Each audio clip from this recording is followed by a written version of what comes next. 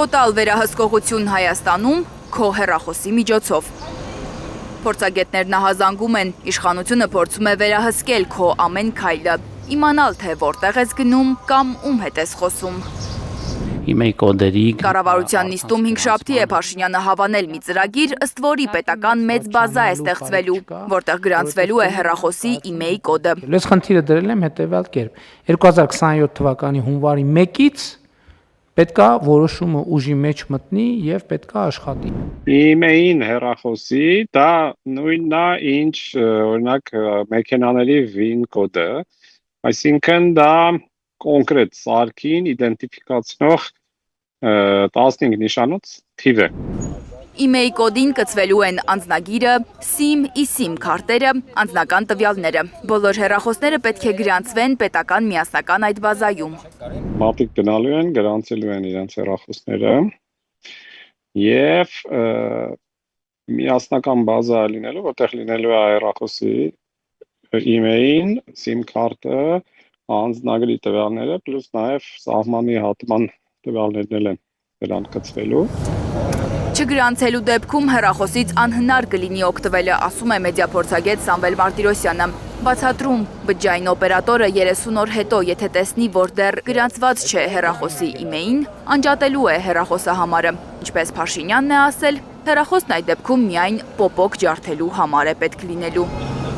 Հայաստանի Հանրապետության տարածքում չի աշխատելու, այսինքն դրանով մաքսիմալ կարելի է պոպոկ կոտրել։ Հիմա առաջարկվում է ստեղծել միասնական բազա, այսինքն որպեսզի բոլորի հեռախոսները իրանց գրանցվի, ոնց որ մեքենաները, հա, VIN կոդը ձեր տեղ անձնագրի մեջ ֆիքսվում է ու երևում է, որ այս մեքենան պատկանում է այս մարդուն, այս VIN կոդով։ Հիմա լինելու է այնց, որ այս սմարթֆոնը պատկանում է այս մարդուն։ Դա նաև նշանակում է, որ դուք եթե օրինակ հանեք SIM քարտը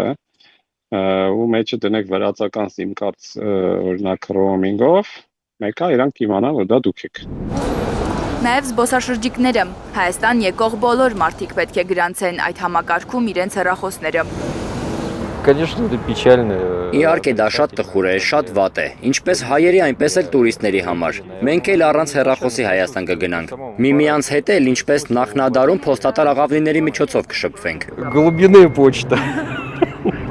Եթե 2.5 միլիոն օգտատիրոջ տվյալ պարունակող այդ բազան հանկարծ խափանվի, օպերատորները ստիպված են լինելու անջատել ձեր կապը։ Facebook-ի իր էջում գրում է մեդիափորձագետ Արթուր Պապյանը։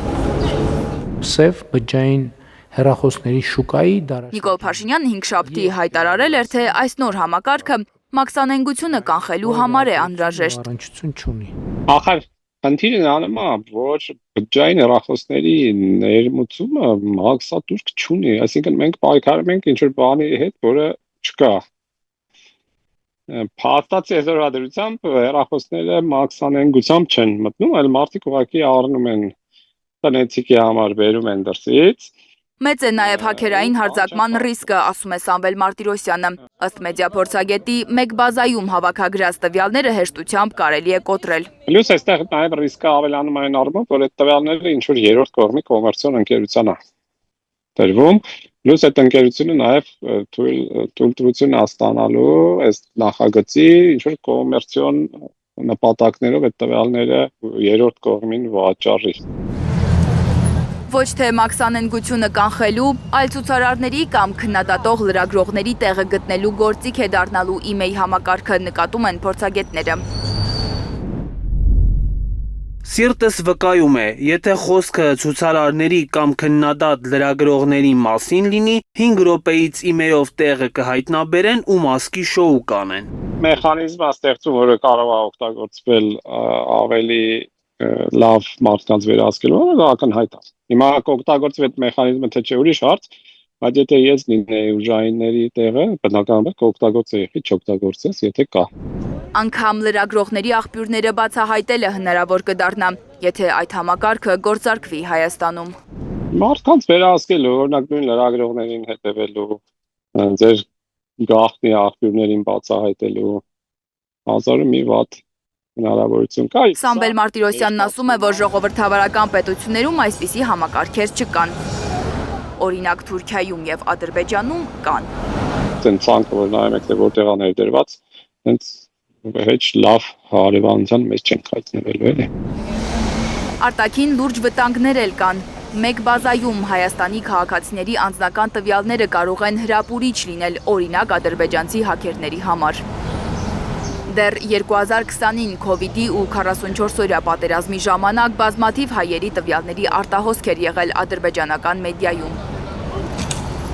Մեդիափորձագետը հույս ունի, որ կառավարության հավանությանն արժանացած այս ծրագիրն այդպես էլ թղթի վրա գրված կմնա։ Լանա Համբարձումյան, Միլենա Պողոսյան, Անի Ղանդիլյան, Հայլուր։